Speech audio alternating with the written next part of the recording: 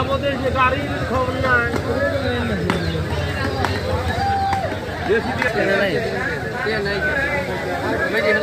বাবুটার দোষ নাই,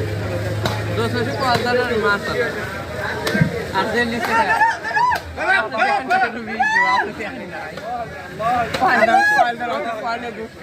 সরকারের কোনো জায়গায়